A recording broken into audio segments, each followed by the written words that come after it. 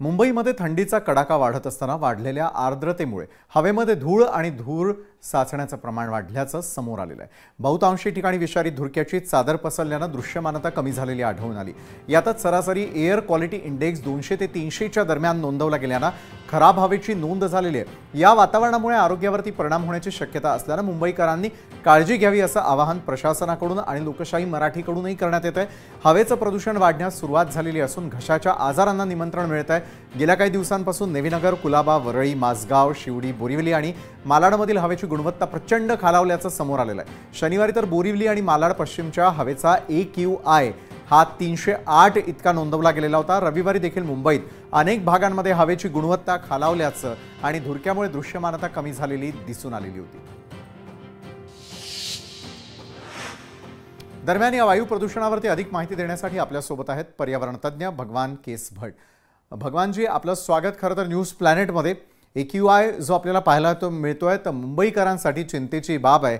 मात्र अनेक ठिकाणी अनेक शहरांमध्ये मेट्रोपॉलिटन सिटीजमध्ये आपल्याला हेच पाहायला मिळतंय। यावरती उपाययोजना काय आणि स्वतःची काळजी घेणं किती आवश्यक?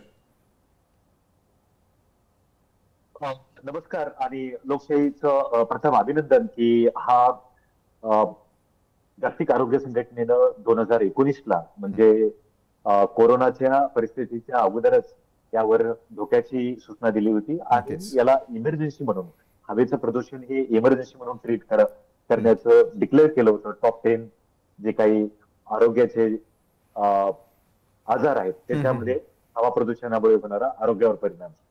आता हे पाहत असताना आपल्याला दिल्लीमधलं जे काही भयानक प्रदूषण आहे तीच परिस्थिती महाराष्ट्रामधल्या 18 शहरांमध्ये आज आपण पाहत आहोत। फक्त मुंबई, ठाणे, मीरा भाईंदर, नवी मुंबई हा परिसरामधला जो एकंदरीत क्लस्टर आहे त्याच्यामध्ये प्रामुख्यानं आपण पाहतो की 20 ते 30% आसपासचं जे प्रदूषण आहे इंडस्ट्रियल म्हणजे उद्योगधंद्याचं जे काही इमिशन होत आहे किंवा उत्सर्जन होत आहे त्यामुळे प्रामुख्यानं आहे।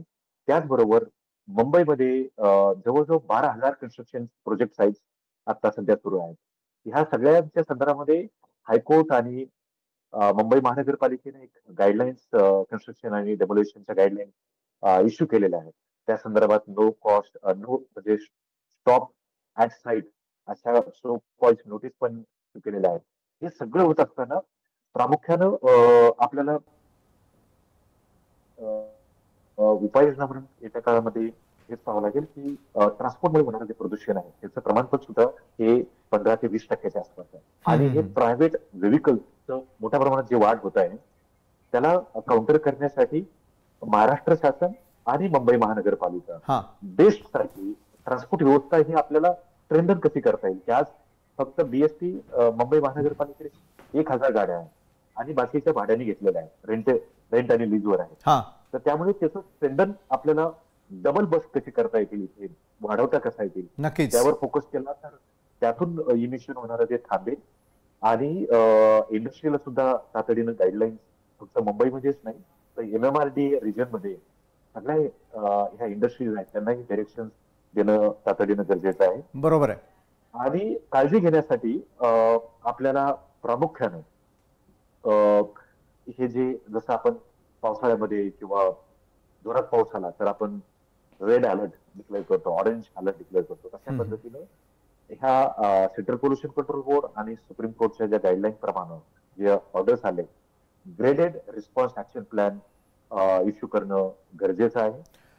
बरोबर आहे। अगदी कळीच्या मुद्द्याला तुम्ही हात घातलेला आहे की जशा प्रकारे पावसाचा अलर्ट दिला जातो तशाच हवेच्या गुणवत्तेसंदर्भातलाही वेळोवेळी अलर्ट देणं गरजेचं। धन्यवाद, तुम्ही आमच्यासोबत जोडला गेलात आणि या महत्त्वाच्या विषयावरती सांगितलं त्यासाठी।